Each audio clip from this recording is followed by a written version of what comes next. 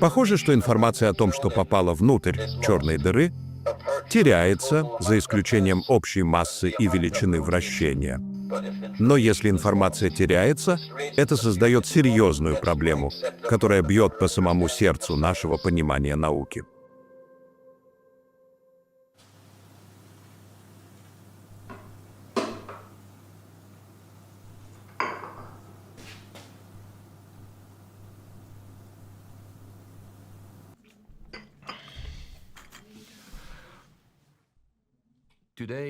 Сегодня все знают, что в космосе есть такие странные объекты, куда, что бы ни упало, то навсегда пропало. Черные дыры. Действительно, считается, что любой объект, упавший в черную дыру, исчезает навсегда, и обратного пути для него нет. В черных дырах могут исчезать огромные звезды, не говоря уже о таких планетах, как наша, которая запросто могла бы провалиться в черную дыру со всем накопленным человечеством багажом знаний. Это, конечно, гипотетическая ситуация. Но допустим, это случилось. Что произошло бы со всей информацией, накопленной человечеством? Как показывают решения уравнений Эйнштейна, черная дыра описывается всего 3 параметрами, независимо от того, что в нее упало. Вот эти 3 параметра. Это масса, угловой момент и заряд. И вот все экзобайты, накопленной человечеством информации, исчезают, и у нас остаются 3 числа. Однако законы сохранения гласят, что если известно полное описание состояния системы в определенный момент времени, то возможно восстановить ее прошлое или предсказать будущее состояние. Информация о системе не теряется. Но в случае с черной дырой восстановить мы уже ничего не сможем. У нас останется только 3 числа. Так куда же исчезает информация? Куда исчезла дырка от бублика, упавшего в черную дыру? Можно ли вообще упасть в черную дыру? И как сделать так, чтобы наша планета вместе с Солнцем и всем человечеством никогда в нее не попала? —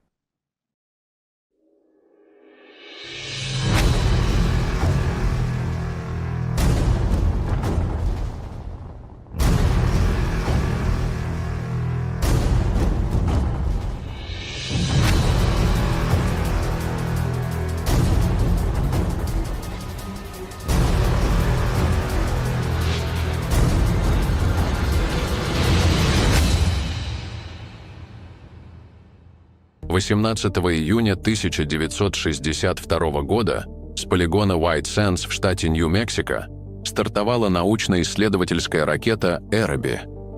Это была американская суборбитальная двухступенчатая ракета, предназначенная для экспериментов в верхних слоях атмосферы. Научной нагрузкой этой ракеты были газовые счетчики Гейгера-Мюллера с тонкими окнами из бериллия для регистрации рентгеновского излучения в диапазоне от 2 до 8 ангстрем. После запуска, перед достижением апогея, открывались защитные шторки, и детекторы начинали сканировать небо спиральными полосами по мере вращения ракеты. Данные передавались на Землю в реальном времени. Полет этой ракеты положил начало рентгеновской космической астрономии. Инициатором этих экспериментов был американский физик Рикардо Джаккони. Джаккони и его научная группа поставили перед собой амбициозную цель — создать карту всего неба в рентгеновских лучах. Запуски этих ракет продолжались до конца 60-х годов. Уже после первых стартов ученые выявили яркий рентгеновский источник и фоновое излучение. В 1964 году было обнаружено еще 8 источников, включая сильный источник Лебедь-Х1. Природа этого источника была неясна. Возможно, он и был гипотетической черной дырой, которая до этого существовала только в теории. К сожалению, время полета суборбитальной ракеты «Эроби» составляло менее 6 минут. Это не позволяло провести подробные исследования. Ученые многих стран ожесточенно спорили о природе открытых рентгеновских источников. Дело доходило даже до пари, В 1974 году два выдающихся физика, Стивен Хокинг и Кип Торн, заключили пари, что лебедь X1 не является черной дырой. На этом стоял Хокинг, а Торн утверждал обратное. Чтобы разрешить сомнения, нужны были точные измерения, которые могла произвести только полноценная космическая обсерватория. И как раз немногим ранее до занимательного спора ученых и произошло поворотное событие в развитии космической астрономии, которое в дальнейшем и помогло в решении вопроса. А именно 12 декабря 1970 года, когда с морского космодрома Сан-Марко у побережья Кении ракетой-носителем «Скаут» был запущен спутник Ухуру. Его запуск был приурочен ко Дню независимости Кении, а само название Ухуру в переводе с суахили означает «свобода». С этого дня у мировой науки появилась первая настоящая космическая рентгеновская обсерватория. Ухуру проработала на орбите целых 3 года. Хотя ее вес был всего 140 килограммов, она открыла совершенно новую страницу в исследовании космоса. За время своей миссии Ухуру провела обзор рентгеновских источников всего неба, создав каталоги с сотнями объектов. Особое внимание было уделено наблюдениям за объектом «Лебедь X1».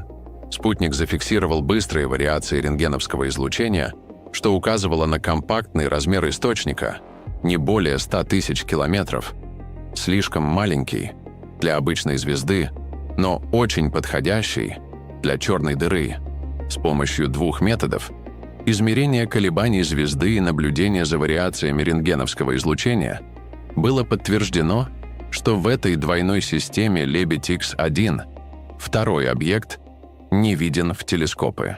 Он проявляет себя только гравитацией и рентгеновским излучением, что является признаком черной дыры. Это сделало Лебедь X1 сильным кандидатом на то, чтобы стать первым широко признанным объектом такого рода. Только в 1990 году Хокинг признал свое поражение и оплатил Кипу Торну обещанную годовую подписку на журнал Penthouse, которая и была предметом пари. Сам термин «черная дыра» впервые появился в печати в 1964 году благодаря научной журналистке из Science Newsletter Anne Ewing. В статье под заголовком «Черные дыры в космосе» она впервые использовала этот термин в научно-популярной литературе. В то время такие объекты ученые называли застывшими звездами или гравитационно сколлапсировавшими объектами. Но это было громоздко и неудобно. Официально же название «черная дыра» закрепилось с 1967 года. Американский физик-теоретик Джон Уиллер, известный своим талантом применять яркие и запоминающиеся термины для сложных понятий, однажды проводил лекцию в Институте космических исследований Годдарда в Нью-Йорке. Во время своего выступления Уиллер выразил желание употребить более короткое и удачное название вместо застывших звезд. По одной из версий, кто-то из аудитории выкрикнул «Как насчет черной дыры?». Уиллеру понравился этот вариант. С тех пор этот термин вошел в научную лексику.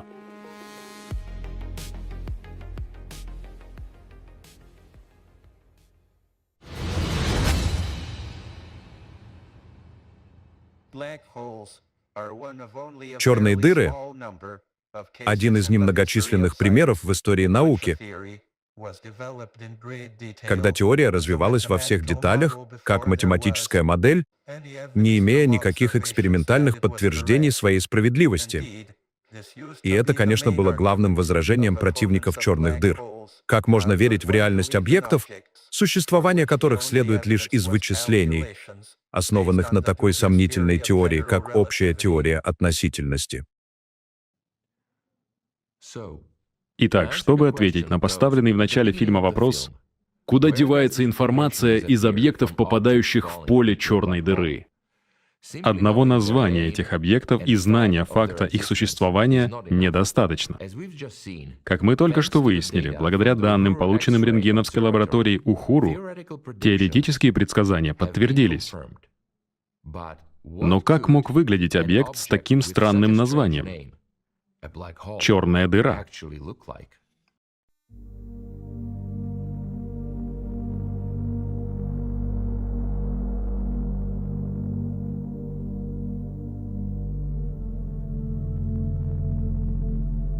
Первое изображение черной дыры было создано в 1978 году. Эту работу выполнил французский астрофизик Жан-Пьер Люмине. Он смоделировал гравитационное поле гипотетической черной дыры и ее аккреционного диска.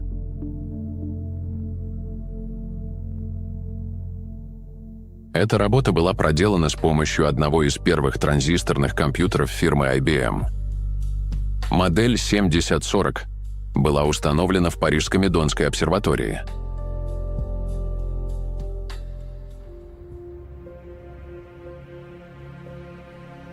В этой лаборатории Люмине работал на должности астрофизика и исследователя.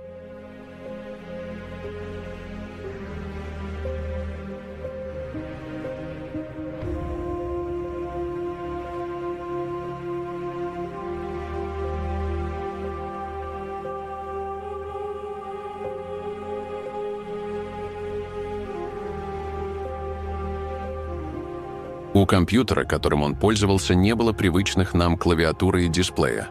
Размер его оперативной памяти был меньше 1 мегабайта.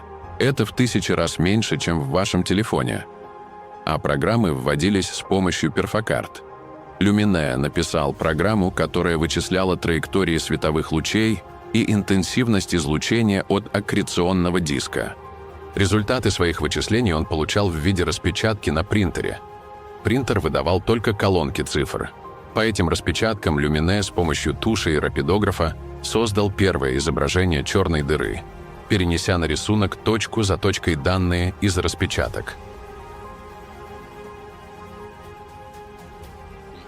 Я сделал это за 2 вечера.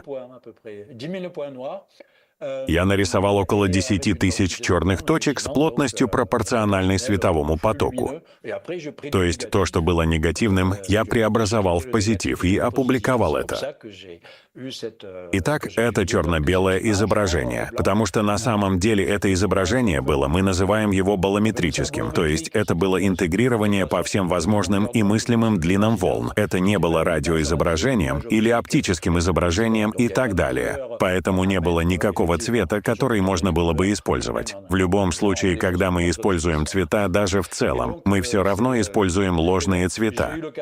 И вот у меня появилась возможность создать эту модель, которая на тот момент казалась мне естественной и не казалась экстраординарной, скажем так. Вот так в 2019 году Event Horizon Telescope представил первое телескопическое изображение, включая вспомогательное изображение предполагаемой гигантской черной дыры в центре галактики М87, окруженной светящейся короной, которая была интерпретирована как аккреционный диск с горячими точками и так далее.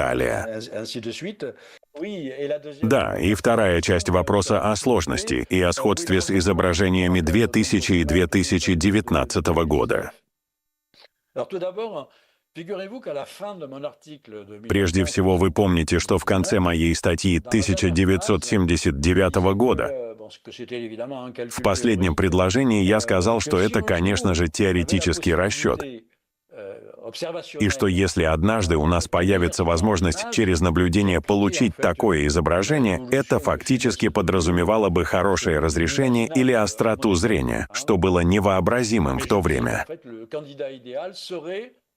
И я говорил, что идеальным объектом тогда бы была гигантская черная дыра, существование которой начали подозревать в самом центре галактики Месье-87.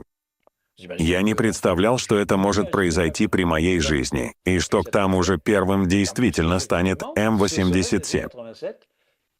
Просто почему? Потому что в галактике М87 находится гигантская черная дыра, масса которой в 5-6 миллиардов раз превышает массу Солнца, а по ее видимому размеру на небосводе она самая большая. Или наименее маленькая, как говорится, на небе.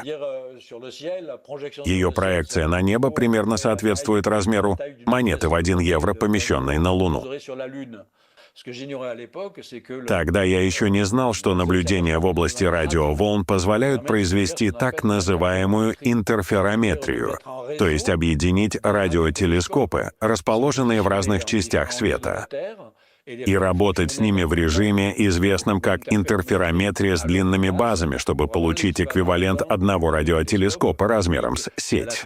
И это именно то, что я узнал гораздо позже, что уже в 2000-х годах десятки исследователей из разных стран, некоторые из которых отчасти вдохновились моей статьей 1978-1979 годов, задались вопросом, можно ли создать глобальную сеть, которую они назвали Event Horizon Telescope. Event Horizon — горизонт событий — это техническое название, которое дается поверхности черной дыры для достижения эффективного разрешения в радиодиапазоне на строго заданной длине радиоволны, чтобы достичь способности увидеть эквивалент этой монеты на Луне, наблюдая за ней. Существовали только две черные дыры, которые подходили для этого. Это М87, а также черная дыра, которая, как предполагается, находится в центре нашей галактики, но в то время, когда я писал свою статью, о ней речь не шла. Эта идея появилась только в 90-х годах, она гораздо менее массивна, но находится ближе. И эти два эффекта компенсируют друг друга, и в итоге, если смотреть с Земли, она имеет примерно такой же угловой размер на небесной сфере. И Event Horizon телескоп был создан именно для наблюдений за этими двумя черными дырами, которые были обнаружены в 2017 году. Таким образом, в качестве первого изображения после цифрового моделирования и анализа чрезвычайно сложных данных было получено изображение черной дыры в галактике М87, а еще через 2 года, поскольку это было чуть сложнее, для галактической черной дыры Стрелеца со звездочкой также было получено изображение. Таким образом, в настоящее время мы имеем две реконструкции, потому что действительно, когда мы говорим о телескопических изображениях, слушатели и зрители могут подумать о фотографии, как о прекрасных изображениях, которые мы видим с телескопа Джеймса Уэбба, в то время как это чрезвычайно сложные реконструкции, основанные на значительной массе данных. У нас есть петабайты информации, полученные каждым из радиотелескопов сети, которые нужно собрать воедино с помощью сложных вычислительных алгоритмов. Существует несколько возможных реконструкций изображения, и эти реконструкции сравниваются с теоретическими моделями, подобными тем, что я делал 40 лет назад, но гораздо более сложные, с большим количеством параметров, исходящих от суперкомпьютеров. И, наконец, получается так называемая фотография черной дыры, которая на самом деле не является настоящей фотографией, это реконструкция. И в заключение, я не могу продолжать слишком долго, но насчет вот этого соответствия. И вправду, когда мы впервые увидели эти изображения, я сказал, да, мы вышли на расчеты Люмине. Это фантастика.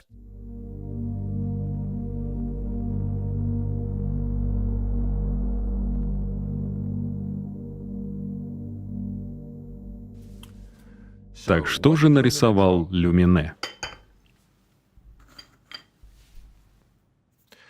Мы получаем данные о космических объектах благодаря излучению, которое приходит от них. В отличие от звезд, черные дыры ничего не излучают. Ну, почти. Они поглощают.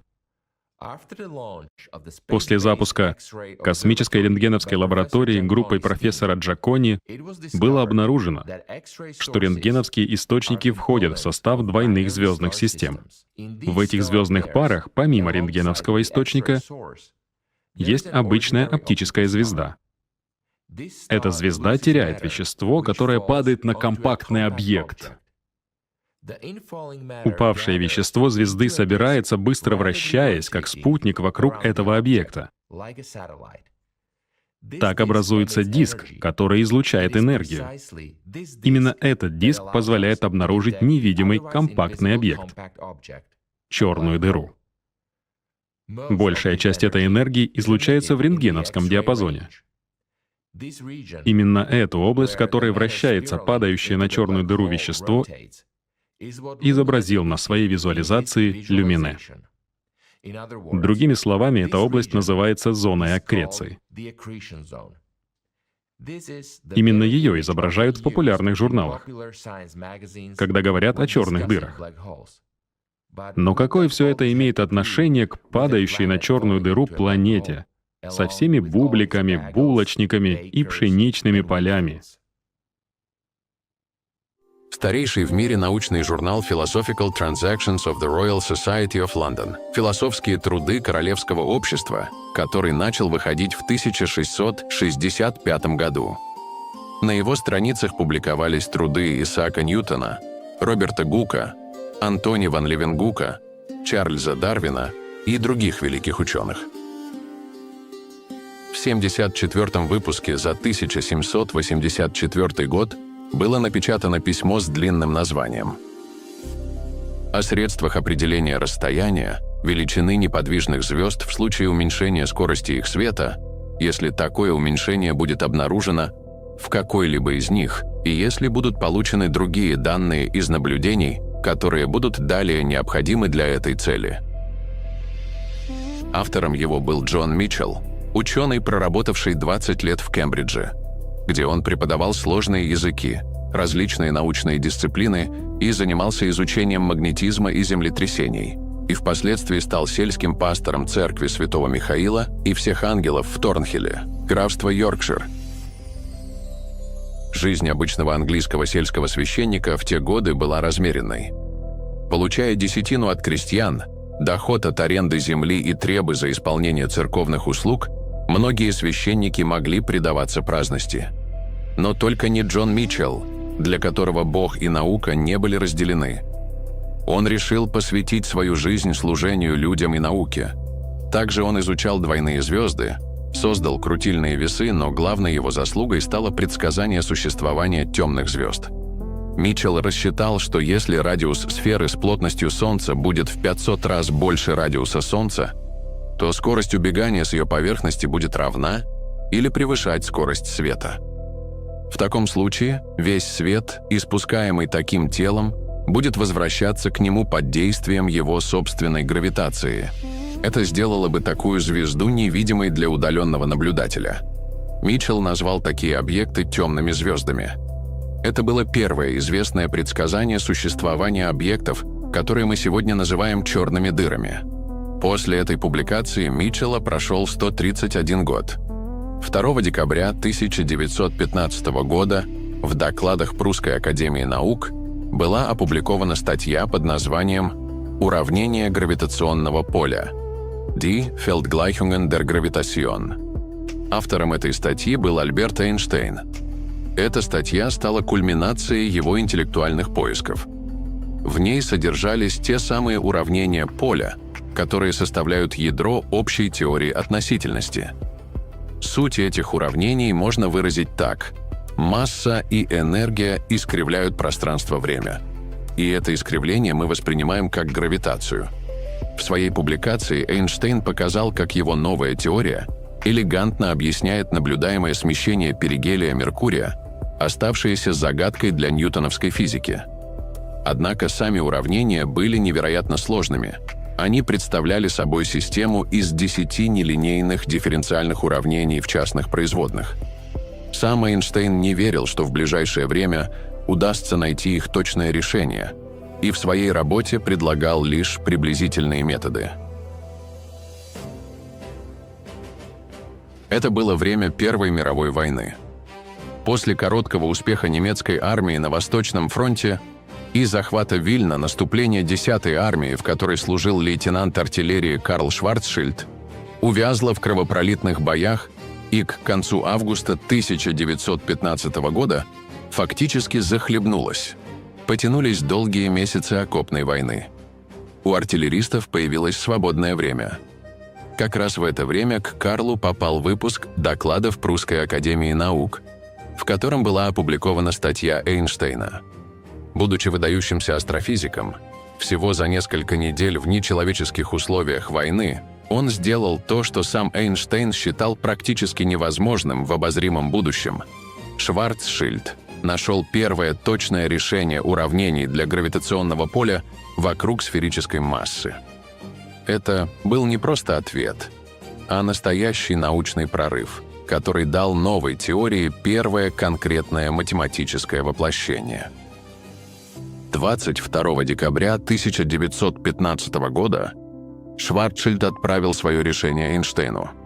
В письме с фронта были такие строки: «Как видите, война была милостива ко мне, разрешив, невзирая на жестокий артиллерийский огонь в непосредственной близости, совершить эту прогулку в страну ваших идей». Эйнштейн был впечатлен работой Шварцшильда. так как она предоставила точное решение сложных уравнений поля, которые сам Эйнштейн решал с использованием приближенных методов, в том числе для объяснения прецессии перигелия Меркурия. В ответном письме Шварцшильду, отправленном спустя более 2 недель 9 января 1916 года, Эйнштейн написал: «Я прочитал вашу работу с величайшим интересом». Он лично представил статью Шварцшильда о гравитационном поле точечной массы в эйнштейновской теории на заседании Прусской академии наук в январе 1916 года. Это было первое точное решение уравнений Эйнштейна, которое описывает гравитацию вокруг одиночного сферического объекта, звезды или планеты. Оно показало, что для любой массы существует критический радиус, теперь известный как радиус Шварцшильда. Этот радиус является точкой невозврата, или, как позднее его стали называть, горизонтом событий.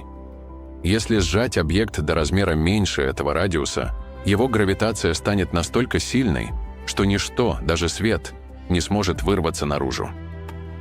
Итак, Митчелл представлял себе, что свет, как брошенный камень, пытается вылететь из гравитационной ямы, но ему не хватает скорости. Шварцшильд показал, что за этой границей сама яма замыкается, и направления наружу просто не существует. Радиус, вычисленный Джоном Митчеллом за 131 год до этого, и радиус Шварцшильда, полученный путем решения уравнений Эйнштейна, оказались одинаковы и выражаются одной формулой. Так произошло математическое рождение концепции черной дыры.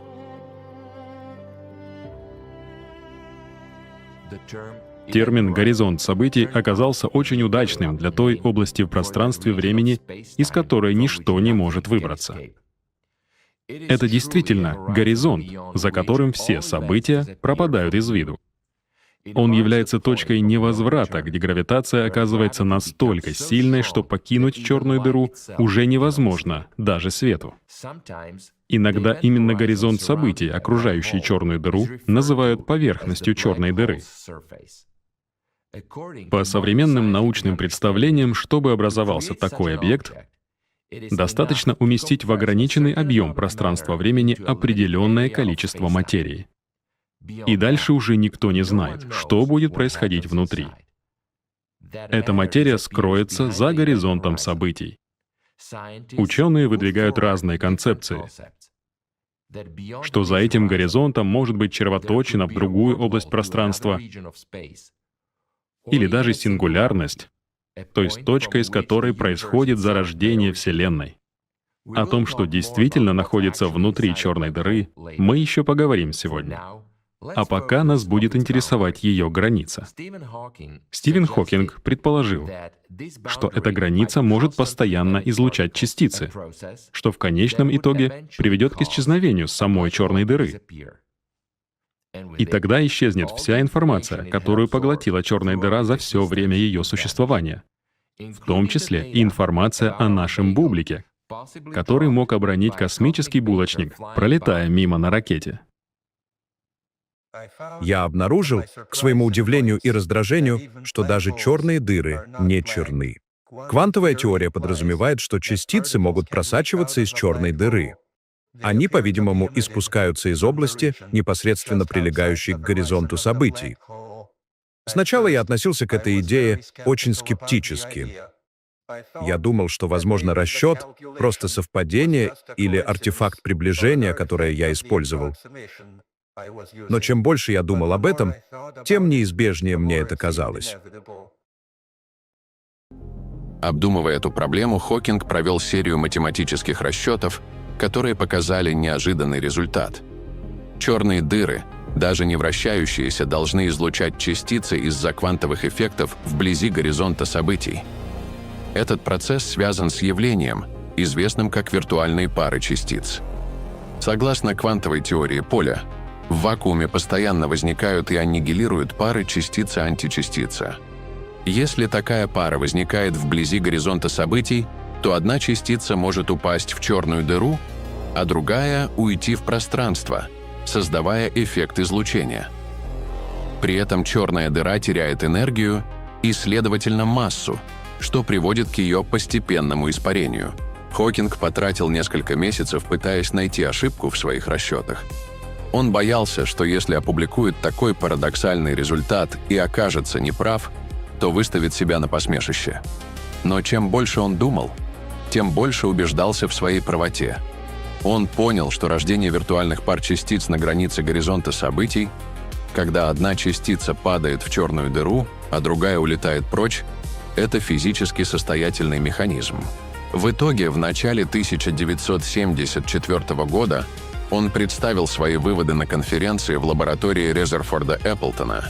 Его доклад произвел эффект разорвавшейся бомбы. Председатель сессии назвал его выступление «чепухой». Поначалу практически все научное сообщество встретило эту идею в штыки. Однако, когда физики перепроверили расчеты Хокинга, они были вынуждены признать его правоту. Вот тогда-то и начались дебаты, которые стали известны как информационный парадокс. Сначала возникли две противоположные точки зрения. С одной стороны были релятивисты из окружения Хокинга, Гиббонса и других, которые утверждали, что действительно существует информационная ловушка, в которой некоторая информация безвозвратно утрачивается. С другой стороны, квантовые физики настаивали на том, что с этой идеей что-то не так, что парадокс все еще не разрешен. Вокруг этого вопроса разгорелись нешуточные споры, подобные тем, какие происходили вокруг самого факта существования черных дыр. 6 февраля 1997 года в Калифорнийском технологическом институте трое ведущих физиков решили официально оформить свои разногласия. Первую сторону спорщиков представляли Стивен Хокинг и Кип Торн. Оба были уверены, что информация, попадающая в черную дыру, безвозвратно теряется. Позиция Хокинга была радикальной.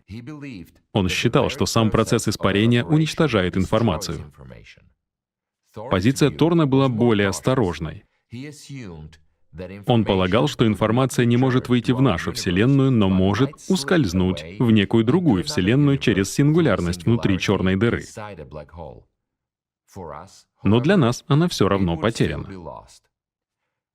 Второй стороной выступал Джон Прискилл, специалист в области квантовой физики из Калифорнийского технологического.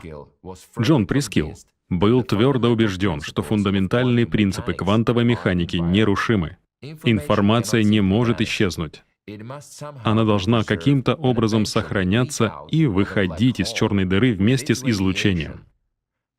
Текст пари, подписанный ими, гласил: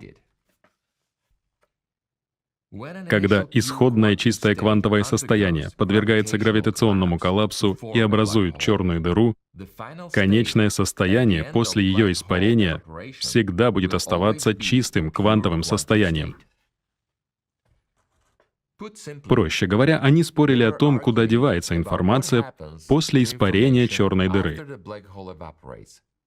Исчезает ли она, или же остается в полном объеме? Говоря словами пари, в чистом квантовом состоянии. Хокинг и Торн ставили на «да», информация теряется. Прискилл — на «нет».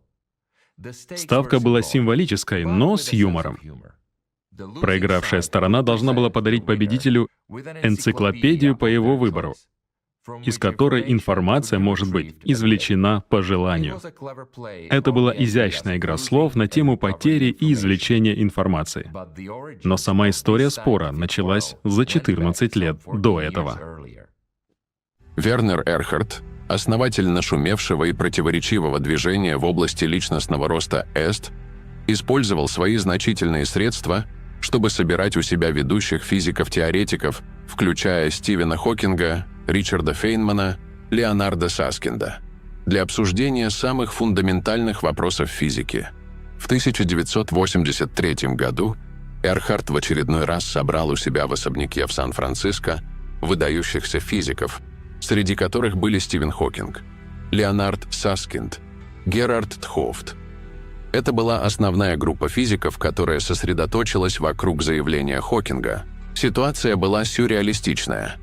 Величайшие умы мира обсуждали судьбу Вселенной и законы природы в крайне неформальной обстановке, в особняке основателя популярного эзотерического тренинга.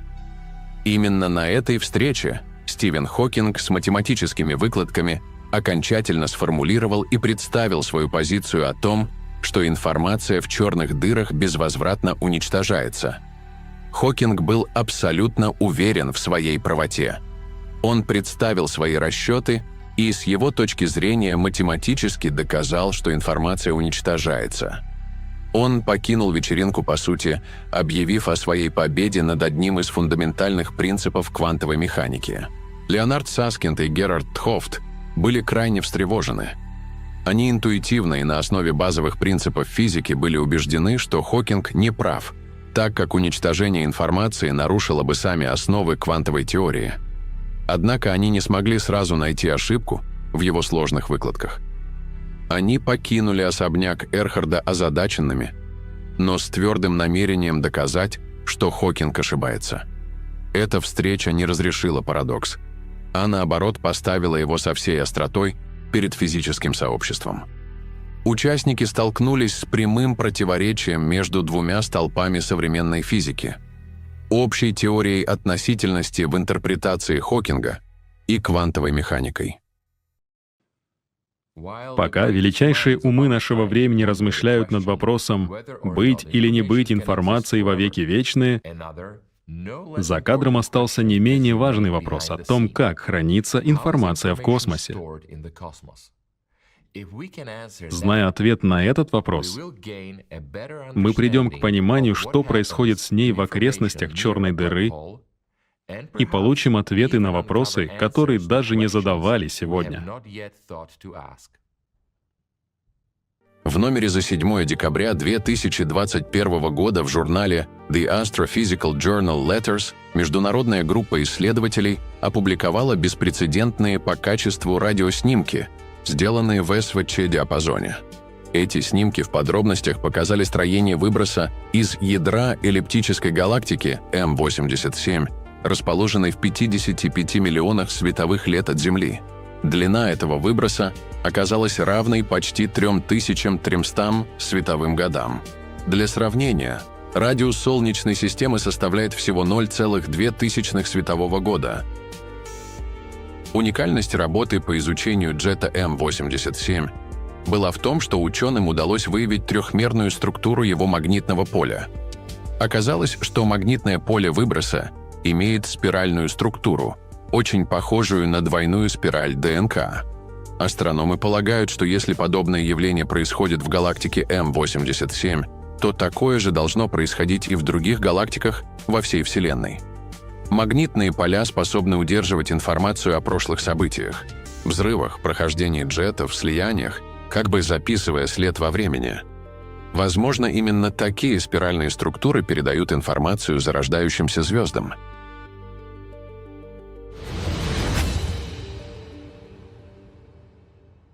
В конце 50-х годов, благодаря мощному импульсу развития, полученному во время Второй мировой войны в области приема и усиления слабых сигналов, радиоастрономия открывала новые горизонты.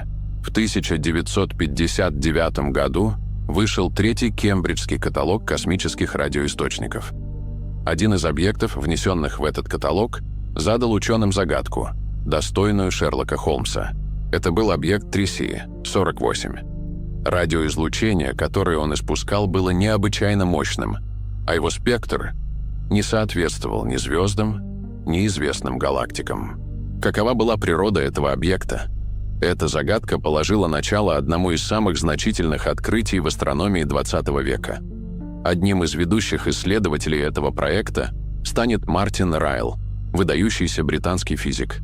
Его научная карьера началась в 1939 году, после окончания Оксфордского университета, когда он присоединился к Telecommunications Research Establishment, TRE. TRE – британская научно-исследовательская организация, которая во время Второй мировой войны и в послевоенные годы была главным центром Соединенного Королевства по разработке радаров и систем радионавигации. В разгар Второй мировой войны Мартин работал в отделе радиоэлектронных контрмер. Он разрабатывал системы подавления немецких радаров, таких как «Вюрцбург», используемых для наведения зенитной артиллерии. Этот опыт послужил основой для будущих исследований. которые Райл будет проводить в космосе. После войны, в 1945 году, Мартин вернулся в Кембриджский университет и возглавил радиоастрономическую группу в Кавендишской лаборатории, начав охоту за космическими радиоисточниками. Спустя 10 лет группа Райла опубликовала второй кембриджский каталог радиоисточников 2C, созданный с использованием радиотелескопа-интерферометра на частоте 81,5 МГц. Однако этот каталог имел серьезные недостатки. Низкая частота приемника ограничивала разрешающую способность, из-за чего близко расположенные источники перекрывали друг друга, создавая ложные следы, существенно снижая точность и ценность каталога для науки. Чтобы преодолеть эту проблему, группой Райла было принято решение создания нового каталога на более высокой частоте – 159 МГц. Радиотелескоп, интерферометр Райла, работал по принципу, напоминающему перекрестный допрос нескольких свидетелей. Он комбинировал сигналы от нескольких антенн, удаленных друг от друга. Сигнал, принимаемый антеннами, усиливался и анализировался для определения разности фаз, в которых он пришел на антенны. Эта разность показаний свидетелей позволяла вычислить угловое положение источника на небе и отфильтровать шумы. Интерферометр обеспечивал более высокое разрешение, чем одиночные радиотелескопы. С другой стороны, создание интерферометра было скорее вынужденной мерой. Райл остро осознавал, что другие группы исследователей, особенно в США, имели значительно лучшее финансирование. Поэтому он культивировал менталитет крепости Кембриджа и держал свои методы в секрете, чтобы не быть обойденным коллегами. Его военный опыт в области радарных контрмер научил его ценить хитроумные электронные уловки выше грубой силы. Итогом работ стало создание усовершенствованного фазопереключающего интерферометра. Эта техника дала огромное преимущество. Она позволила использовать предусилители с высоким коэффициентом усиления прямо у антенн, что резко повысило чувствительность за счет подавления шумов и сделало измерения положения гораздо более точными. Вскоре эта схема стала стандартной для всех радиоинтерферометров. В итоге этих работ в 1959 году появился третий кембриджский каталог. Этот каталог включал в себя 471 радиоисточник, среди которых выделялся загадочный 3C48. Поворотный момент следствия по делу 3C48 наступил благодаря выяснению обстоятельств дела с другим подозреваемым 3C273. Этот источник был самым ярким в третьем каталоге. Если бы удалось соединить данные радиокаталога и наблюдения в обычный оптический телескоп, появилось бы гораздо больше шансов понять природу этих загадочных объектов.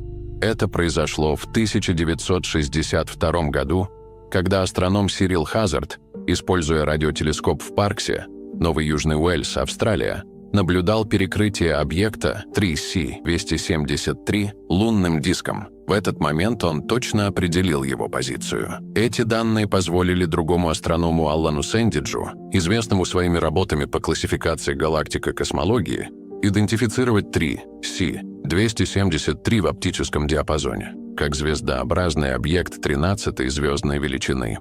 Год спустя американский астроном Мартин Шмидт провел спектральный анализ 3C273. Он обнаружил красное смещение Z, равное 158 тысячным. Это означало, что 3C273 находится на расстоянии около 2 миллиардов световых лет. Никакая звезда не могла выдать такое количество энергии. Тогда стало понятно, что 3C273 — это очень далекая галактика, которую мы видим как маленькую звездочку. Так были открыты квазары, квазизвездные объекты. Открытие 3C273 стало ключом к разгадке тайны 3C48. Алан Сэндидж и Томас Мэтьюс нашли 3C48 в оптическом диапазоне. Его спектр был таким же необычным, как у 3C273. Последующий анализ показал красное смещение объекта Z, равное 367 тысячным. Это означало, что 3C48 также является далекой галактикой, которая излучает огромное количество энергии в нашу сторону. Так на звездных картах появились первые квазары. Природа этих объектов оставалась одной из главных загадок Вселенной. Их невероятная светимость, порой превышающая светимость сотен галактик, и компактные размеры, на что указывали быстрые изменения их блеска, ставили в тупик все существовавшие физические модели. Было очевидно, что классические механизмы, ядерный синтез и гравитационное сжатие обычных звезд никак не могли дать такую мощность. Среди гипотез для объяснения природы квазаров рассматривались взрывы множества сверхновых, существование гигантских звезд или даже белые дыры, гипотетические антиподы черных дыр. Ключевые события для разрешения этих споров произошли в 1969 году. 16 августа 1969 года в 223-м томе журнала Nature была представлена гипотеза британского астрофизика Дональда Линдона Белла.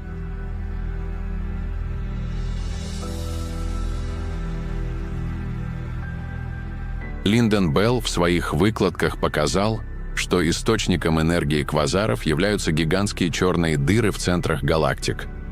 Эта модель объясняла высокую светимость квазаров гравитационным высвобождением энергии при падении пыли и газа в черную дыру. Такой процесс мог преобразовывать от 6 до 30% массы вещества в энергию, что значительно превосходило эффективность термоядерного синтеза. Теоретическую основу этой гипотезы заложили работы советского физика Якова Зельдовича и американского астрофизика Эдвина Салпитера. Научное сообщество поначалу восприняло эту идею скептически. Основная причина скепсиса заключалась в том, что сама концепция черных дыр в то время считалась сугубо теоретической. Прямых доказательств их существования еще не было, и многие ученые относились к ним с недоверием.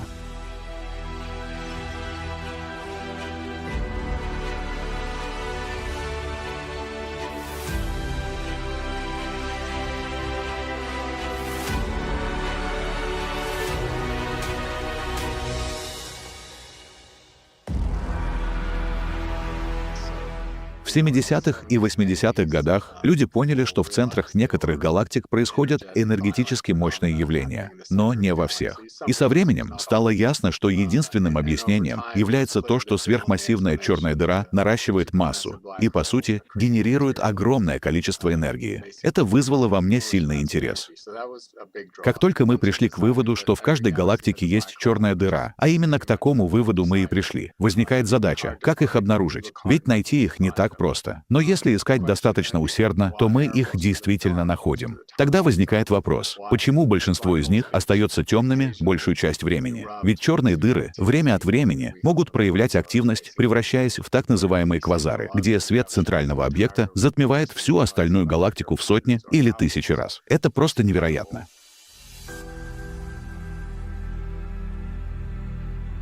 Но квазары оказались не только самыми мощными источниками излучения во Вселенной. Они задали ученым еще одну загадку.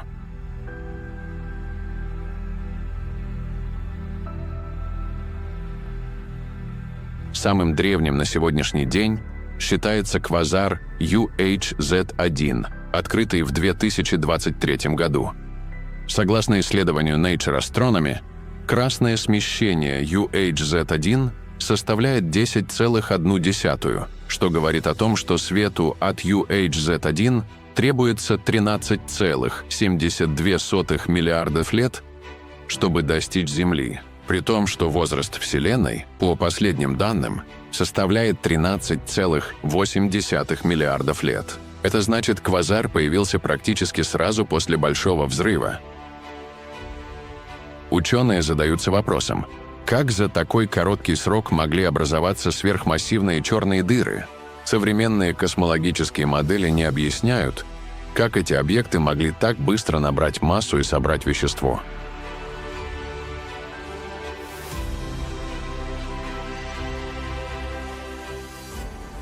Когда астрономы начали изучать галактики с высоким красным смещением. и обнаружили в них чересчур массивные, даже невероятно массивные черные дыры.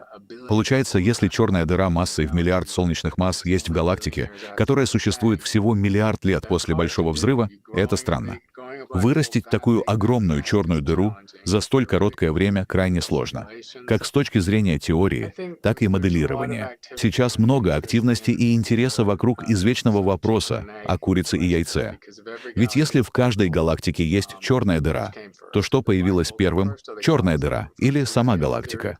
В космологии существует теория, которая подтверждается большим количеством данных, согласно которой галактики формируются и растут иерархически. В ранней Вселенной, которая была более горячей и плотной, сначала образовались маленькие карликовые галактики, а затем под действием гравитации они объединились и слились в более крупные структуры. Мы знаем, что галактики образуются путем слияния и поглощения материи. Мы даже сейчас наблюдаем это в Млечном Пути. Это та теория, в которую мы верим.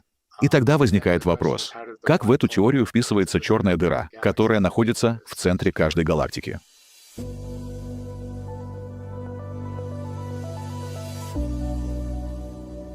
Так, найдя разгадку источника энергии квазаров в виде черной дыры, наука породила другую загадку.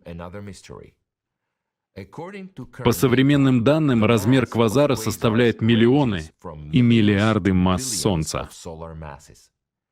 Но есть еще одна тайна гигантских черных дыр, которые, как считается, находятся в центрах галактик, и их размер составляет миллионы и миллиарды масс Солнца. По существующим теориям, черные дыры образуются из коллапсирующих звезд. Самая массивная из известных нам звезд, R136A1, обладает массой примерно 200 масс Солнца. Если бы она превратилась в черную дыру, то ее масса составила бы не более 150 масс Солнца. По сравнению с тем, что мы наблюдаем в центрах галактик, она была бы просто микробом, пылинкой. И вот эта малютка должна была бы дорасти от 150 масс Солнца до 1 миллиона и даже 10 миллиардов масс Солнца. Проблема в том, что таких промежуточных стадий мы не наблюдаем. Так же, как в биологии. Мы не видим переходных видов, которыми должны были быть заполнены земные слои. Все виды животных и растений предстают перед нами в готовом виде. Аналогично в космосе. Мы наблюдаем черные дыры звездного типа и гиганты в центрах галактик. Промежуточных стадий нет. В современной астрофизике это явление называется проблемой промежуточных черных дыр. Здесь напрашивается вопрос. Возможно, у центральных структур галактик есть еще какое-то функциональное назначение, кроме питания вспышек квазаров? К этому мы еще вернемся с одной поразительной аналогией, которую мы обнаружили в процессе подготовки фильма и которую хотим вам сегодня представить. Но для этого сначала поднимемся над уровнем галактик. Исходя из современной астрономии, галактики не существуют в космосе сами по себе. Галактики собраны в скопления. Самое интересное в этих скоплениях не сами галактики, а то, что находится между ними. Скопления галактик содержат очень горячий газ. Это диффузный газ, который мы можем наблюдать в рентгеновских лучах, испускающий эти излучения. Потому что газ настолько горячий, что может естественным образом излучать в этих длинах волн. Поэтому мы можем наблюдать их со спутников в космосе. А холодные потоки соответствуют в этой концепции нитевидным структурам, которые не только холодные, но мы можем наблюдать их и в теплом газе, то есть это многогранный газ. И этот холодный газ может иметь температуру менее 100 кельвинов. Как я уже рассказывала, галактические струи взаимодействуют с газом, и когда этот газ взаимодействует с этими струями, а струи с окружающим газом, образуются эти филаменты, и именно они приводят к образованию звезд. Изначально этот газ не является молекулярным. Он начинает коллапсировать, формируя звезды, которые впоследствии становятся частью галактики. Таким образом, этот процесс действительно влияет как на сам процесс звездообразования, так и на звездное население, из которого состоят галактики. Так что да, это играет очень важную роль в свойствах галактик. Скопление галактик — это крупнейшие из известных объектов во Вселенной. В некоторых из них находятся тысячи галактик. Как мы уже узнали, пустота между галактиками на самом деле не пуста. Это своего рода питательная среда, в которой плавают звездные острова. Ученые установили, что масса этой питательной газовой среды или внутрикластерной среды превышает массу самих галактик. Внутрикластерная среда — это огромный объем разряженной, но невероятно горячей плазмы, заполняющий пространство между галактиками в пределах одного скопления.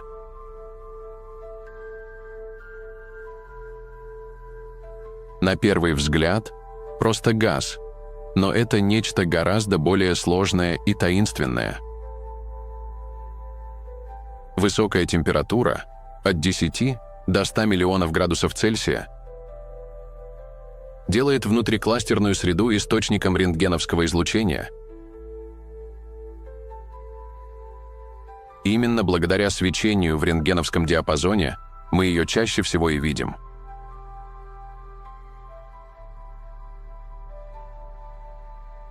Валерия Оливарес, астрофизик и доцент в Университете Сантьяго, координировала работу ученых, которые наблюдали за 7 скоплениями галактик с помощью рентгеновского телескопа Чандра и оптического телескопа VLT в Чили.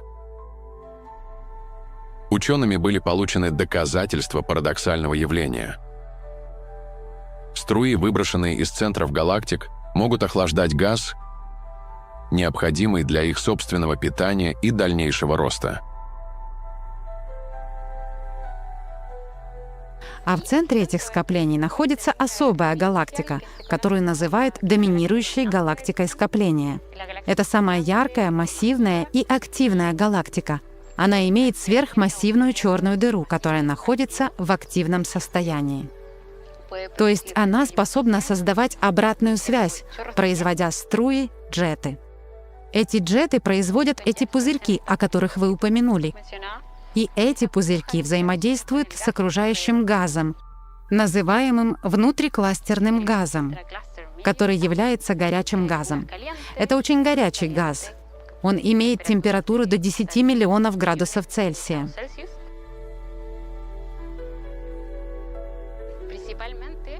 В основном мы полагаем, что магнитные поля помогают поддерживать вытянутую нитевидную структуру этих филаментов. И что еще более важно, они не позволяют этим нитям, внутри которых находятся молекулярные облака, которые очень плотные и очень холодные. И они в основном не позволяют этим облакам коллапсировать и образовывать большое количество звезд. Так что они помогают предотвратить образование звезд. Молекулярные межзвездные облака — это обширные, холодные и плотные области, состоящие преимущественно из молекулярного водорода. Именно в этих гигантских космических структурах рождаются новые звезды, что делает их основным механизмом звездообразования во Вселенной. Здесь возникает вопрос: как может быть такое, что магнитные поля в молекулярных облаках предотвращают образование звезд? Парадокс состоит в том, что назначение этих облаков, как ее понимает современная наука, — образовывать звезды. Но если каким-то образом специально поддерживается среда, в которой искусственно сдерживается звездообразование, возможно, у этого явления есть смысл? Работая над фильмом, мы нашли очень интересную аналогию. Функции внутрикластерной среды оказались похожи, вы не поверите, на функции межклеточного матрикса человека. Просто удивительно, насколько похожи эти явления.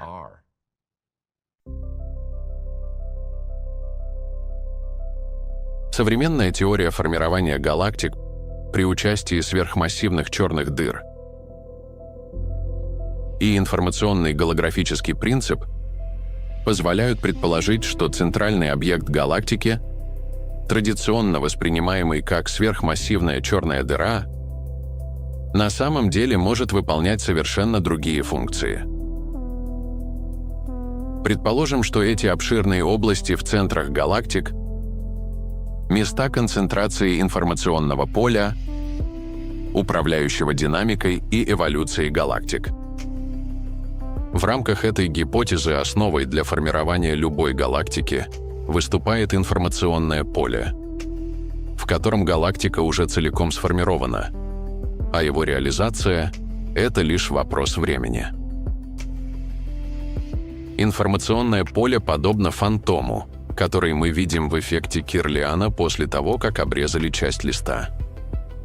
Благодаря этому фантому у саламандры отрастает хвост, а также происходит регенерация клеточных тканей у любых живых организмов. Но в отличие от остальных существ, у саламандры имеются особые условия для регенерации. Эти условия заключаются в том, что на раневой поверхности саламандры выделяется особый фермент, аналогичный межклеточному матриксу. Именно благодаря присутствию матрикса на это место начинают подтягиваться стволовые клетки. Но как стволовые клетки узнают, кем быть – мышцей или сосудом? Исследования показали, что специализация стволовых клеток в межклеточном матриксе определяется плотностью матрикса. В свою очередь, плотность матрикса зависит от информационного фантома.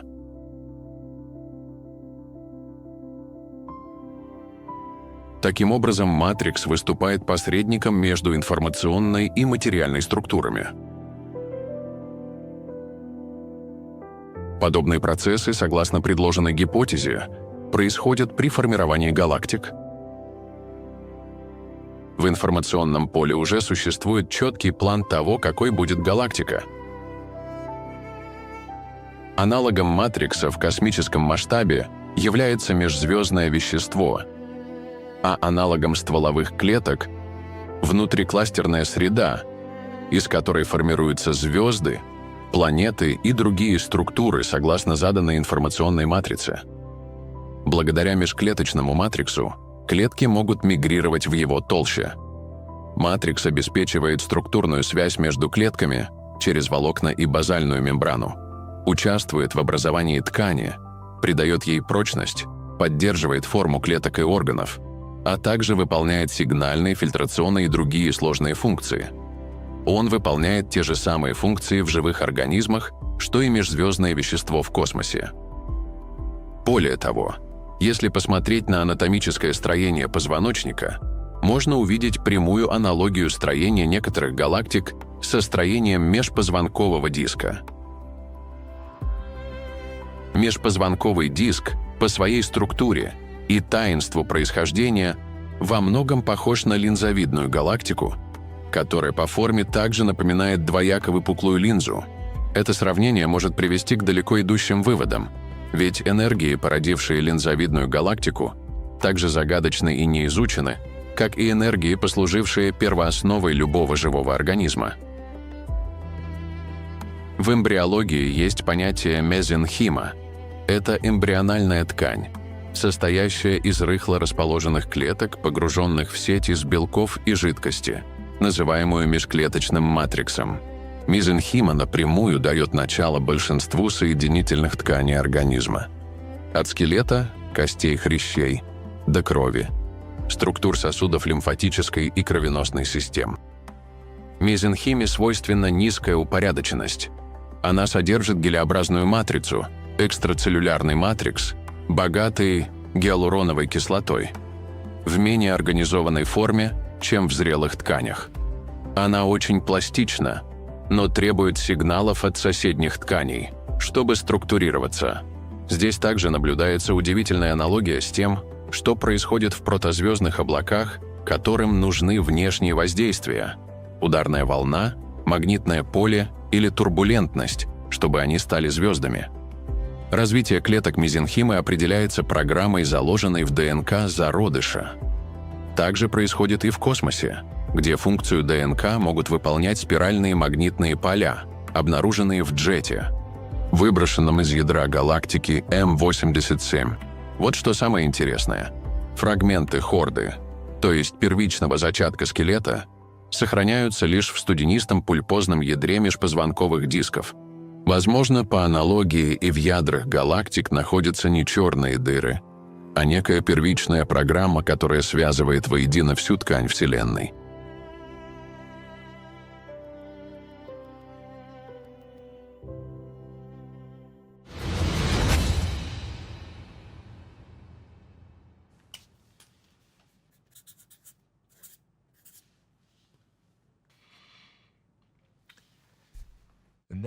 Теперь, когда мы больше понимаем, какую роль играет информация в процессе звездообразования, самое время вернуться к нашему главному вопросу. Что же происходит с информацией в окрестностях черной дыры? В квантовой механике есть правило, которое можно сравнить с идеальной библиотечной картотекой — унитарность.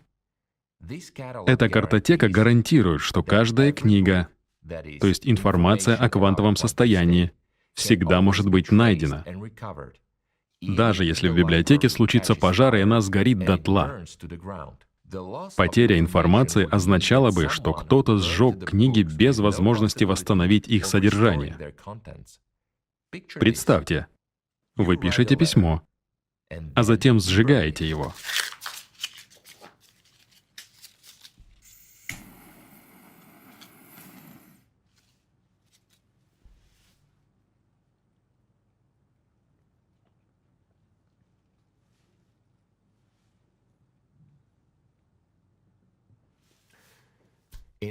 В бытовом понимании вопроса пепел, конечно, не расскажет, что было написано в письме.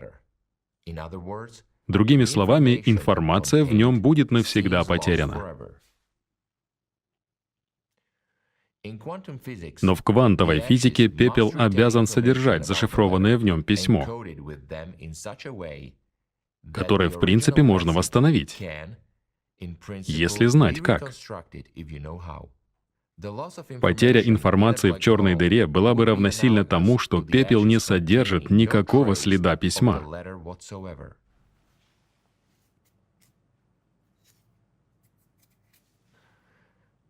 Что бы это означало?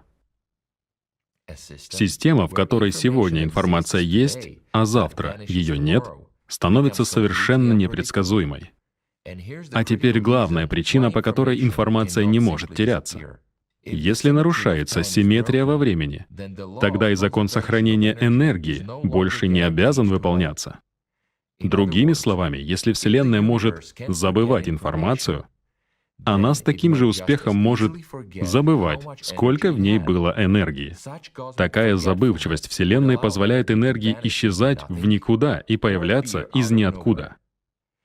Именно поэтому физики так отчаянно защищают закон сохранения информации. Отказ от него ведет к разрушению самих основ науки и нашей способности строить модели окружающего мира, основываясь на физических законах. Мы с большим недоверием относились к утверждению Стивена, но какое-то время сами не могли понять, почему. Что такого ужасного в том, что часть информации теряется внутри черной дыры? И тут нас осенило. Потеря информации — это то же самое, что рост энтропии, а рост энтропии означает выделение тепла. Совместно с еще одним нашим коллегой, Майклом Пескиным, мы сделали оценку, основанную на теории Стивена, и выяснили, что если Стивен был прав, то пустое пространство нагрелось бы до 1000 миллиардов градусов за ничтожно малую долю секунды.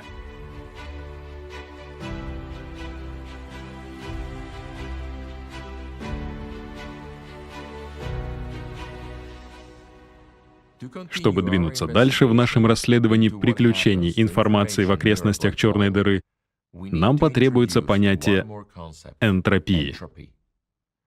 Простыми словами, энтропия — это мера беспорядка. Чем больше порядок, тем меньше энтропия. Еще одна аналогия энтропии — это количество вариантов. Представьте два состояния вашей комнаты. Убранная комната и в комнате беспорядок. Есть всего несколько вариантов, как могут лежать вещи, чтобы комната считалась убранной. Это низкая энтропия.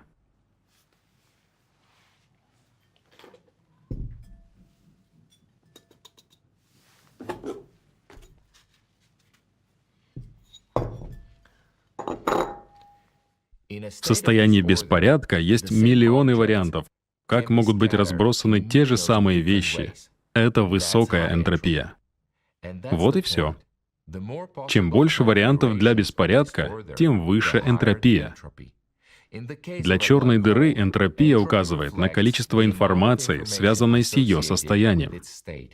А что такое энтропия? Это мера беспорядка. Другими словами, это мера потери информации, которую мы имеем о системе. Второй закон термодинамики говорит нам, что изолированная система, пока она не взаимодействует, чего нельзя сказать, например, о живой системе, которая взаимодействует с окружающей средой. В изолированной термодинамической системе энтропия со временем возрастает. Другими словами, ее энергия уменьшается, и у нас остается все меньше и меньше информации о ней. В начале 1970-х годов физика черных дыр переживала период активного развития. Один из поворотных моментов этого развития произошел в 1972 году, когда в Принстонском университете защитил докторскую диссертацию на тему энтропии черных дыр Яков Бекенштейн. Бекенштейн был аспирантом того самого Джона Уиллера, который ввел в научный обиход термин «черная дыра». Уиллер был скептически настроен относительно темы диссертации своего аспиранта, так как концепция энтропии подразумевала, что черные дыры могут иметь температуру и, возможно, излучать, что в то время казалось абсурдным. Однако Бекенштейн настаивал на своей гипотезе. Эту свою идею он подробно разработал и представил в статье «Черные дыры и энтропия», опубликованной в журнале «Физический обзор» в 1973 году. В ней он впервые выдвинул гипотезу, что энтропия черной дыры пропорциональна площади ее горизонта событий. Почему же поверхность, а не объем? В обычных физических системах энтропия всегда пропорциональна объему. То есть, чем больше места, тем больше беспорядка может поместиться. Подобно тому, как количество молекул газа в вашей комнате, где вы только что навели порядок, прямо пропорционально ее объему. Чем больше комната, тем больше в ней воздуха. Однако для черной дыры объем за горизонтом событий не имеет физического смысла, так как пространство-время внутри горизонта недоступно для наблюдения, поэтому для нее остается единственный вариант — поверхность. Идея Бекенштейна, что вся информация о содержимом черной дыры кодируется на ее поверхности, легла в основу голографического принципа и радикально изменила понимание черных дыр, связав их с термодинамикой и квантовой теорией информации. Так вопрос сохранения информации стал ключевым.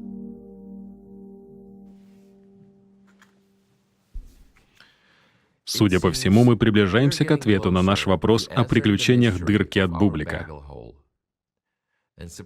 И похожий ответ на него находится на поверхности черной дыры. Точнее, на той ее части, которую изобразил Люмине на своем вычислительном рисунке в 1978 году. Что нам известно на сегодняшний день об этом? То, что мы видим, на самом деле не является полным аккреционным диском, как я рассчитал его в 1978 году. Это более тонкая и довольно загадочная структура, известная как фотонное кольцо. Фотонное кольцо — это своего рода последовательность, скопление вторичных, третичных изображений. Фотонное кольцо — это чрезвычайно тонкая и яркая структура, находящаяся на самом краю тени черной дыры. Оно состоит из фотонов, которые были захвачены черной дырой. Под действием сил гравитации эти фотоны вращаются вокруг черной дыры один или несколько раз, прежде чем вырваться из ее притяжения и долететь до нас.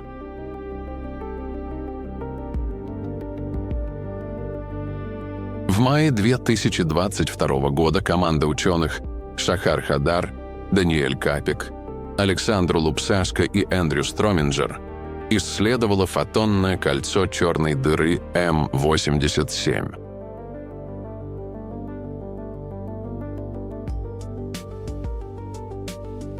Оказалось, что фотонное кольцо — это не просто оптический эффект, а источник информации о внутренней структуре черной дыры. Эта информация закодирована в свойствах фотонов и их траекториях. По факту, фотонное кольцо черной дыры М87 — это голограмма, в которой записана вся информация о ее внутренней структуре. Так как свет, формирующий кольцо, проходит вблизи горизонта событий, где эта информация закодирована. Так были подтверждены на практике идеи энтропии черной дыры, впервые представленные в диссертации Бекенштейна и развитые в голографическом принципе Герардом Хофтом, который утверждал, что вся информация о трехмерном объеме черной дыры может быть закодирована на ее двумерной поверхности горизонта событий. А Леонард Саскинд в своей статье «The World as a Hologram» углубил эти идеи. Вот заключение, к которому мы с Хофтом пришли. Трехмерный мир нашего обыденного опыта, Вселенная, заполненная галактиками, звездами, планетами, домами, камнями и людьми. Это голограмма, образ реальности, закодированный на далекой двумерной поверхности. Этот новый закон физики, называемый голографическим принципом, утверждает, что все находящееся внутри некоторой области пространства можно описать посредством битов информации, расположенных на ее границе.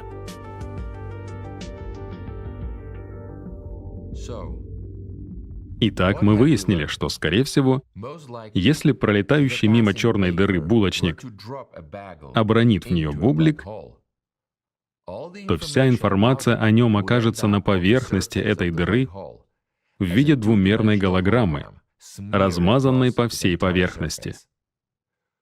А что произойдет с веществом бублика? Куда оно денется? Что будет с его массой? Присмотримся внимательнее.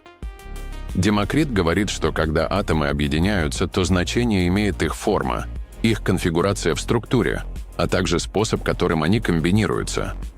Он приводит в пример буквы алфавита. В этой идее есть нечто большее, чем просто атомы. Важен способ, которым они комбинируются друг с другом. 14 мая 1907 года в журнале «Аналы физики» в статье под названием «Об инерции энергии, требуемой принципом относительности» Эйнштейн опубликовал свое самое знаменитое уравнение в его известной на сегодня форме E равно mc квадрат. Из этого уравнения следовало, что масса и энергия эквивалентны. Эта простая формула показала, что масса может исчезать при высвобождении энергии. Спустя 22 года, в 1927 году, нобелевский лауреат Фрэнсис Астон ввел новое понятие для физики – массовый дефект. Суть массового дефекта заключается в том, что масса тела не зависит от количества частиц, а зависит от того, как эти частицы связаны между собой. Или, другими словами, масса объекта содержится в связях частиц, из которых он состоит. Когда эти связи освобождаются, энергия, которая их удерживала, освобождается. Жители Хиросимы и Нагасаки в полной мере ощутили, что такое дефект массы на практике. Хочется верить, что подобное больше никогда не повторится в нашей истории, и все открытия науки будут служить строго на пользу людям. Но вернемся в микромир. Возьмем для примера частицу протон. Он состоит из 3 кварков.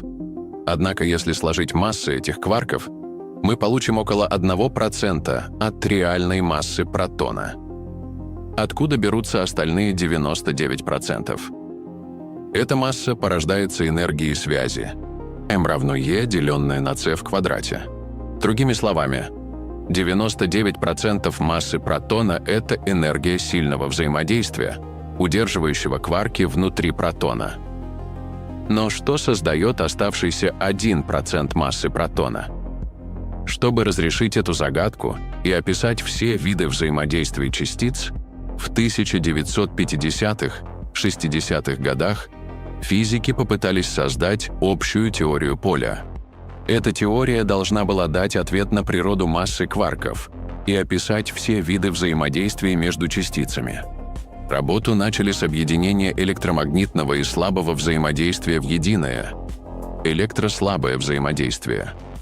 Однако теория электрослабого взаимодействия прекрасно работала только в том случае, если частицы были безмассовыми. Как же быть с массой? Вскоре решение было найдено.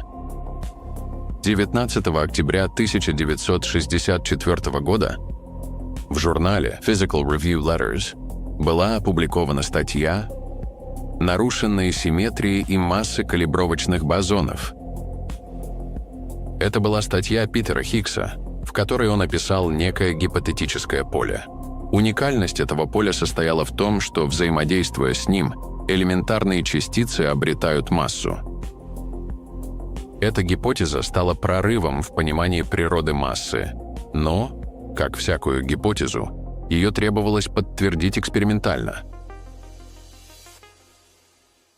Представьте, что вы поставили карандаш острием на ровную поверхность и удерживаете его рукой в вертикальном положении. Нет никакой определенной стороны. Карандаш может упасть в любом направлении. Это состояние симметрии. Если вы отпустите, он упадет в одну из сторон. Это аналогия того, что, считается, произошло в ранней Вселенной. Изначально все частицы были безмассовые. Поле Хиггса находилось в симметричном состоянии. Его среднее значение было равно нулю. А электромагнитная и слабая силы были единым электрослабым взаимодействием. По мере остывания Вселенная стала падать в более стабильное состояние с меньшей энергией. Оказалось, что для поля Хиггса состояние с наименьшей энергией — это состояние, где его значение не равно нулю и составляет примерно 246 гигаэлектрон-вольт. Полю пришлось выбрать это конкретное ненулевое значение из бесконечного множества одинаково возможных. Так же, как карандашу пришлось выбрать одно направление для падения. Это явление назвали спонтанным нарушением симметрии. Следующие 50 лет теоретическая физика в понимании массы частиц развивалась, опираясь на теорию поля Хиггса. Но это были только математические теории. Чтобы проверить их на практике, нужны были инструменты, способные создать условия для регистрации событий, в которых мог бы проявить себя гипотетический бозон Хиггса. Именно этот бозон должен был подтвердить или опровергнуть гипотезу существования поля, придающего массу элементарным частицам. В марте 1984 года в Швейцарии прошла конференция, посвященная Большому адронному коллайдеру.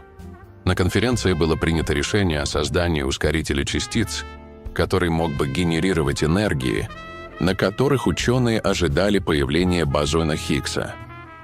Строительство коллайдера началось в 2001 году и было сопряжено с решением колоссальных инженерных задач. Ключевым этапом было создание криогенной линии для охлаждения 1000 сверхпроводящих магнитов ускорителя до температуры минус 271,3 градуса Цельсия. Эта работа была завершена за 5 лет. Последний сверхпроводящий магнит ускорителя установили в апреле 2007 года. Еще год ушел на подключение оборудования. И вот 10 сентября 2008 года первый пучок протонов отправился к мишени. Начались поиски бозона Хиггса. Но всего через 9 дней работы коллайдера произошла авария, едва не перечеркнувшая возможность обнаружения неуловимого бозона. Дефектный электрический контакт между двумя магнитами расплавился. Вспыхнула мощная электрическая дуга, которая пробила систему охлаждения. В результате аварии в туннель ускорителя было выброшено около 6 тонн жидкого гелия. К счастью, развитие ситуации удалось остановить. Ремонт и внедрение усовершенствованных систем безопасности заняли больше года. Этот эпизод подчеркивает сложности и риски, связанные с эксплуатацией столь масштабной исследовательской установки. К началу полноценных экспериментов в 2010 году энергия протонов в пучке Большого адронного коллайдера была доведена до 3,5 тераэлектронвольт. Это было примерно в 3,6 раза больше, чем в Теватрона, самом мощном адронном коллайдере того времени. Исследования продолжились. И вот, 4 июля 2012 года в Европейской организации по ядерным исследованиям ЦЕРН прошел исторический семинар, на котором две независимые научные группы, работающие на детекторах Atlas и CMS Большого адронного коллайдера, представили свои результаты. Обе группы объявили об обнаружении новой частицы со свойствами, которые согласуются со свойствами бозона Хиггса, предсказанного Питером Хиггсом за 48 лет до этого. Открытие, с некоторой вероятностью, означало, что подтвердилась гипотеза о существовании поля Хиггса, которое придает массу частицам. Что же на самом деле увидели физики ЦЕРНа? По представлениям современной науки, любой элементарной частице соответствует свое поле. Сами элементарные частицы являются локальными возбуждениями этих полей, или, как говорят физики, их резонансами. Так, фотону соответствует электромагнитное поле, электрону — электронное поле. Ученые называют его фермионное или спинорное поле. Полю Хиггса также должна была соответствовать своя частица, свой резонанс. Парадокс события 4 июля 2012 года, когда было объявлено об открытии бозона Хиггса, состоял в том, что физики увидели не сам бозон как отдельную частицу возбужденного поля. Был зафиксирован некий всплеск энергии, который совпал с ожидаемым по расчетам. При изучении данных Большого адронного коллайдера наше внимание привлек следующий факт. Для того, чтобы один раз зафиксировать бозон Хиггса, надо провести 10 миллиардов столкновений. Это выглядит странно.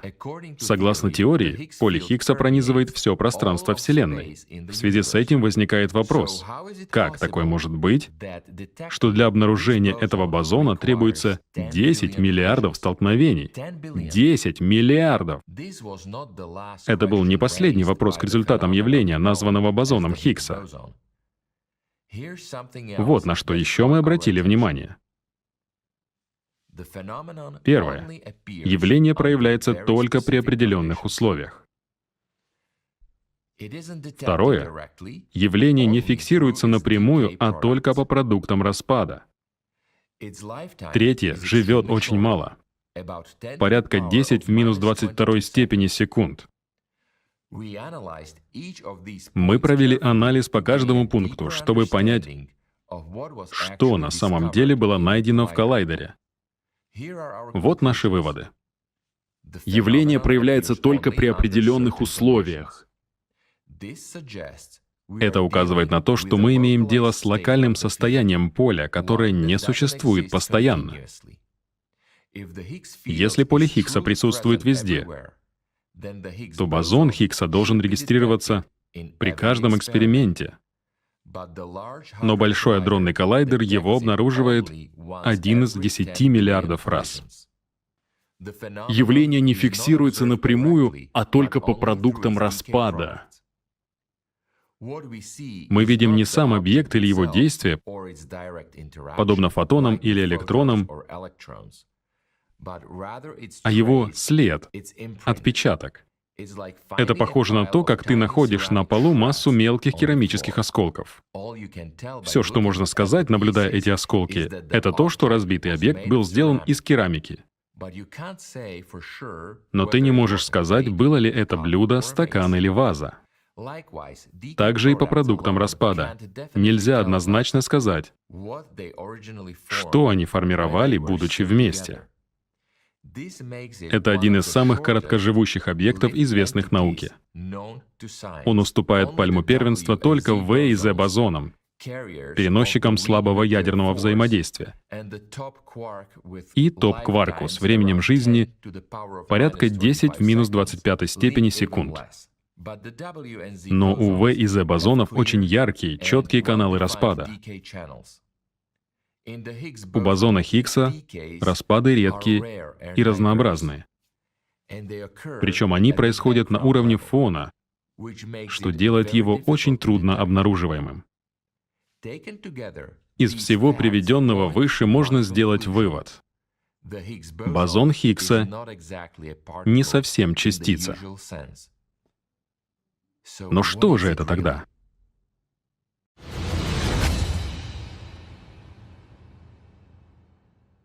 Мы привели историю Большого адронного коллайдера не случайно.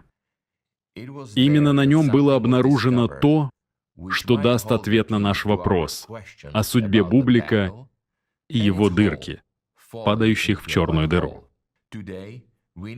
Теперь мы знаем, что частицы не обладают массой сами по себе. Массу им придает поле Хиггса. А как насчет массы самих черных дыр? Что придает им массу?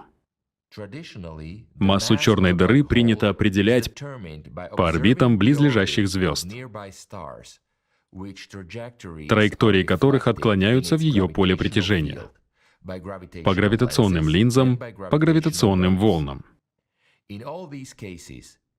Мы как бы видим массу, но не знаем, что является ее носителем. Но что если масса черной дыры фиктивна? Все современные теории, описывающие черные дыры, опираются на то, что у них есть масса. И этот факт не ставится под сомнение, так как черная дыра создает гравитационное поле, которое воздействует на находящиеся рядом объекты. Именно благодаря этому взаимодействию в конечном итоге и стало понятно, что черные дыры существуют. Но что, если это не так? В попытке разгадать тайны, которые хранят в себе черные дыры, мы наткнулись на теорию, которая полностью объясняет массу черной дыры. Базируется эта теория на открытии, которое было сделано с помощью Большого адронного коллайдера около 10 лет назад. Мы, конечно, не наблюдали черные дыры напрямую, но мы видели чрезвычайные энергетические явления в далеких галактиках, настолько интенсивные, что их можно объяснить только высвобождением гравитационной энергии из черных дыр. Исходя из этого, мы смогли оценить их массу. Согласно современному пониманию квантовой физики, ни одна элементарная частица сама по себе не обладает массой. Масса рассматривается не как врожденное свойство, а как результат взаимодействия с фундаментальным полем. Полем Хиггса. Это поле пронизывает все пространство Вселенной. Когда элементарная частица движется через него, она словно сталкивается с вязкой средой. В зависимости от того, насколько сильно частица чувствует поле Хиггса, она приобретает большую или меньшую массу.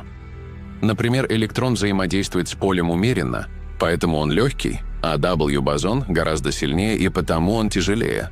Поле Хиггса не создает гравитацию. Оно лишь наделяет частицы массой.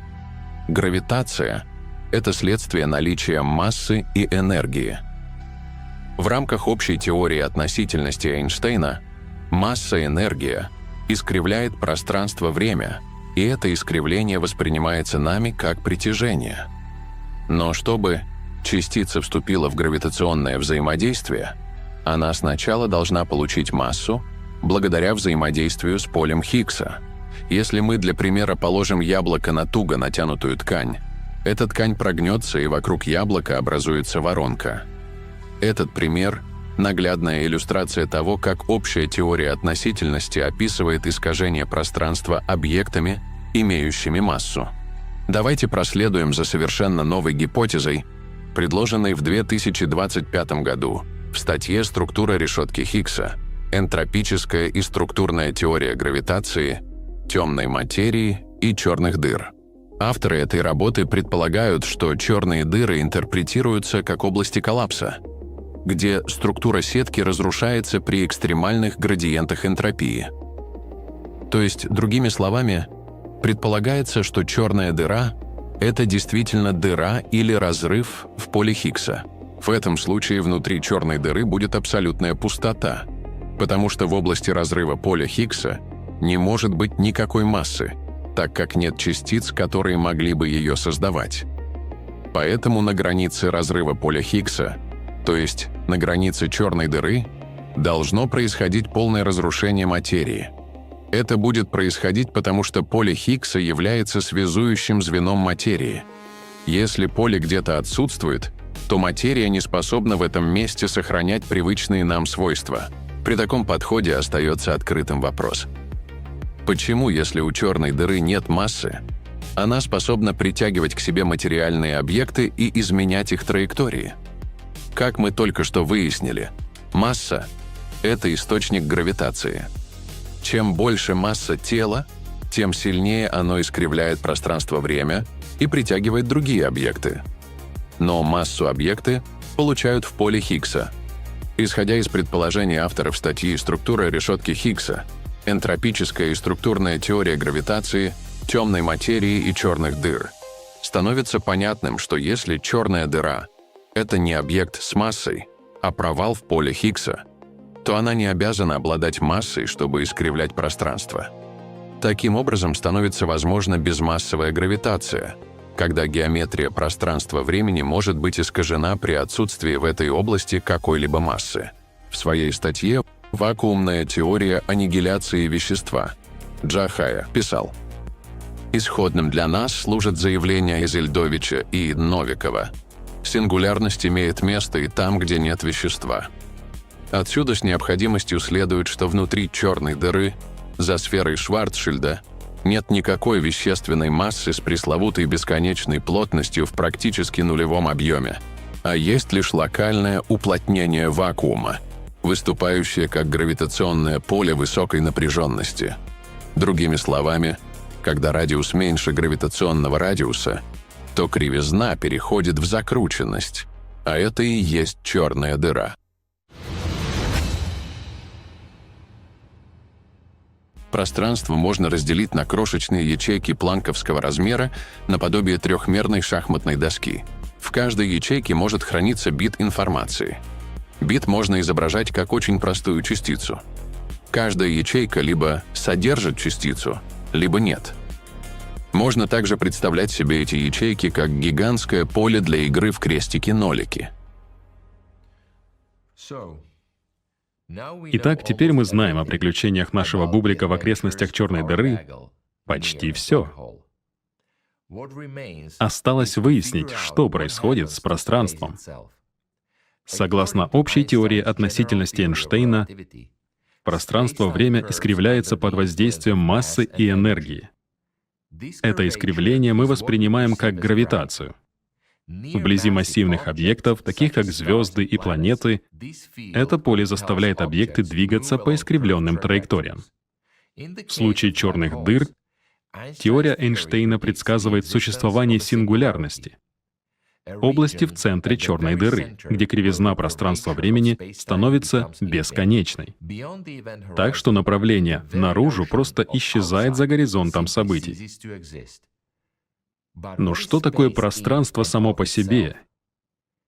И может ли оно полностью свернуться, то есть получить бесконечную кривизну общей теории относительности?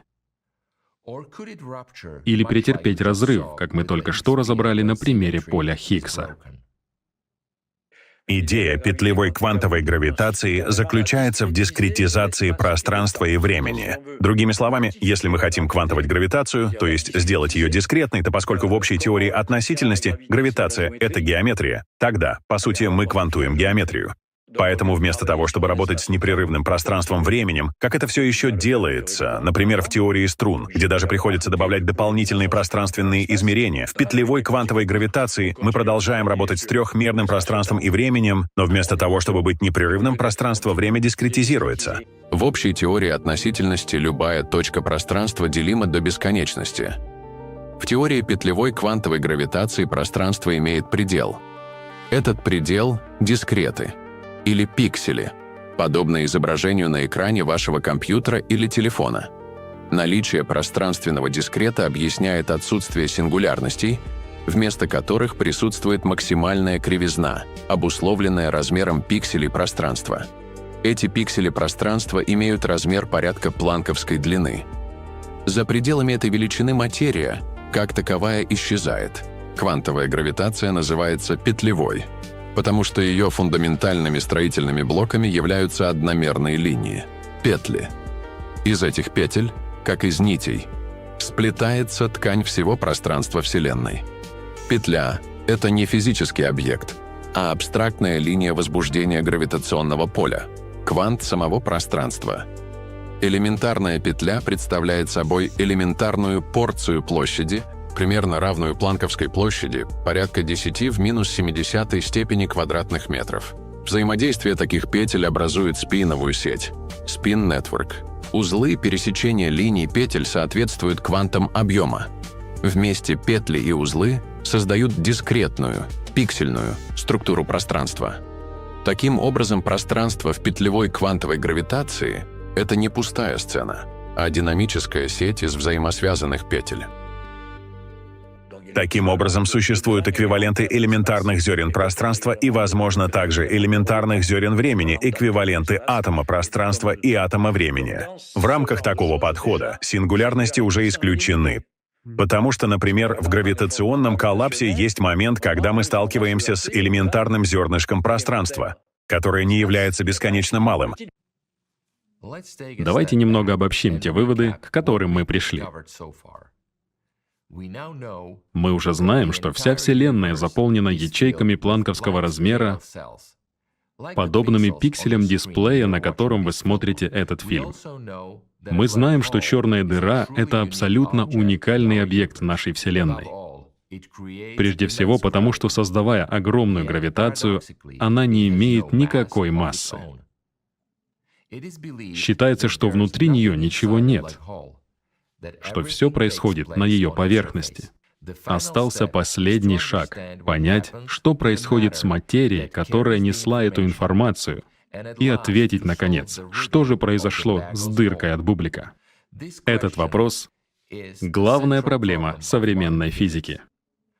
Излучение Хокинга, которое заставляет черную дыру испаряться, кажется абсолютно случайным и не несет никакой информации о том, что в нее упало.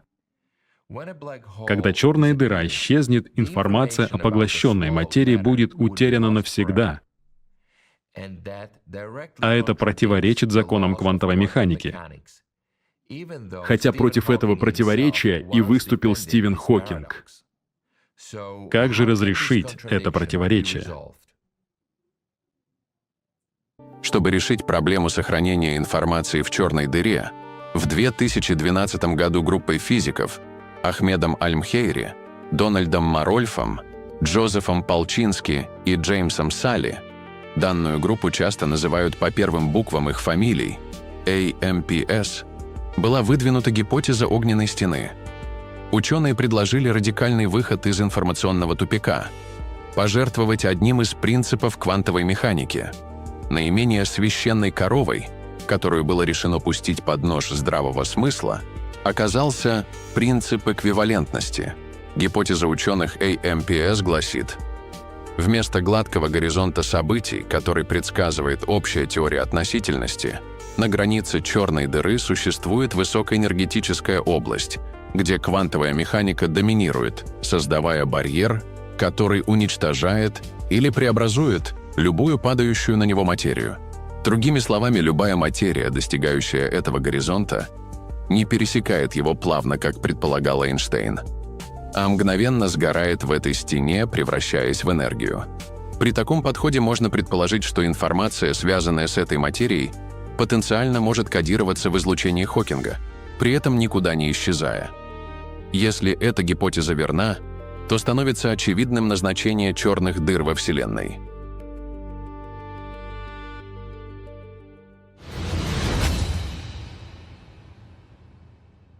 «21 июля 2004 года в Дублине, Ирландия, проходила 17-я международная конференция по общей теории относительности и гравитации. Это одно из самых престижных и важных событий для физиков-теоретиков, космологов и астрофизиков со всего мира. Присутствие Стивена Хокинга всегда было центральным событием на таких конференциях, но в этот раз ожидания были особенно высокими. За несколько дней до его доклада просочились слухи, что он собирается сделать сенсационное заявление и пересмотреть свои взгляды на одну из фундаментальных проблем, над которой он работал десятилетиями. Во время своего выступления Стивен Хокинг представил новую, революционную на тот момент теорию. Он заявил, что черные дыры не являются абсолютными тюрьмами для информации, как он утверждал ранее. Вот что он сказал. Информация не разрушается. В отличие от его предыдущей позиции, Хокинг теперь утверждал, что информация, поглощенная черной дырой, не исчезает бесследно. Искажение, а не уничтожение. Черная дыра сильно искажает информацию, но в конечном итоге, в процессе ее испарения, через излучение Хокинга, эта информация все же возвращается во Вселенную, хотя и в сильно измененном виде. И далее он заявил: Мне жаль огорчать любителей научной фантастики, но если информация сохраняется, то нет никакой возможности использовать черные дыры для путешествия к другим вселенным. Так был закрыт вопрос о червоточинах между мирами внутри черных дыр. Кульминацией доклада стало публичное признание, что его оппонент в споре, Джон Прескилл, был прав. Это был драматичный и очень человечный момент для мира науки. Хокинг публично признал свою ошибку. Чтобы выплатить свой долг по пари, Хокинг вручил Прескиллу бейсбольную энциклопедию «Все о бейсболе», полная энциклопедия бейсбола.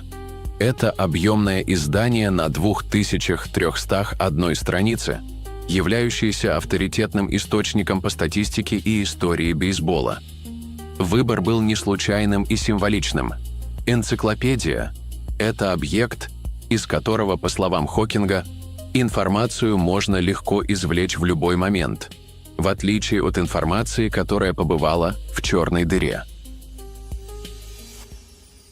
Даже если существует единственная возможная единая теория, это всего лишь набор правил и уравнений. Что же вдыхает огонь в эти уравнения и создает Вселенную, которую они описывают? Итак, пришло время ответить на вопросы, заданные в начале фильма. Что такое черные дыры и зачем они нужны во Вселенной? Как мы выяснили, черная дыра звездного типа не является космическим объектом в прямом смысле этого слова. Черная дыра — это особая область пространства, возле которой совершается утилизация материи. Как стирательная резинка, ластик очищает поверхность бумаги от надписей, также черная дыра очищает пространство от ненужной материи. Материя исчезает полностью, так и не попав в саму дыру. Таким образом, черные дыры разрушают материю, отделяя ее от информации, выступая санитарами Вселенной. Это касается только звездных черных дыр. В центрах галактик, как мы выяснили, происходят совсем другие процессы. А как же бублик? Любое вещество состоит из атомов, но сами по себе атомы не создают форму. Это делают взаимосвязи между ними. Информация, закодированная в их связях, формирует их в структуры. Именно информация, заложенная в связях, собирает атомы в бублик с дыркой. Когда бублик попадает в окрестности черной дыры, эти взаимосвязи полностью распадаются. Информация отрывается от материи. В этот момент исчезает и форма, и сама дырка, которая была частью этой структуры. Единственное, что остается после распада, это фрагменты материи, кластеры, лишенные программы на существование, подобные бозону Хиггса, обнаруженному в коллайдере. Поскольку информация, которая удерживала эти фрагменты как единое целое, теперь отделена от них, время жизни таких фрагментов очень короткое, сравнимое со временем жизни бозона Хиггса. Это происходит с любым веществом, попавшим в окрестности черной дыры. Утратив информационную основу, элементарные частицы, которые создавали бублик, больше не удерживаются вместе. Материя полностью исчезает для внешнего наблюдателя. Там, где только что был выпавший из ракеты бублик, Остаются короткоживущие, лишенные информационной основы кластеры материи, а еще через мгновение только пустой пространственный каркас, заполняющий всю Вселенную. Вот и все. На этом наше расследование подходит к концу. И главное, о чем хотелось бы сказать в заключении, чтобы в окрестностях Солнца никогда не появилась особая область пространства, которой был посвящен наш фильм, мы, как человечество, должны доказать, что имеем право жить дальше.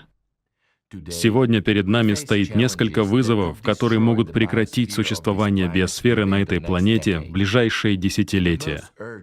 Главный из них — это климат и микропластик. Известный британский физик-экспериментатор Брайан Кокс, который участвовал в работе над Большим адронным коллайдером, в своем обращении к климатическому саммиту КОП-26 сказал: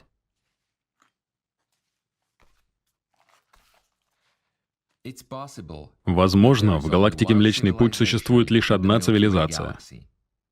Возможно, была только одна. И, возможно, будет только одна. И эта цивилизация — мы. Мы можем быть первыми и последними. Это важно. Если вы ищете подсказку о том, как нам следует вести себя друг с другом, с нашей планетой, эта мысль имеет значение.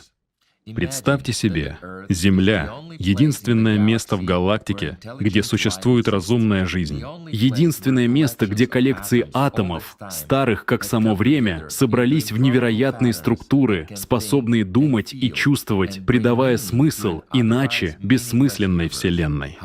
Как нам следует себя вести? Несмотря на то, что мы крошечные, хрупкие создания, всего лишь крупицы пыли, вращающиеся вокруг одной звезды среди сотен миллиардов других, мы должны понимать, мы и наш мир невероятно ценны.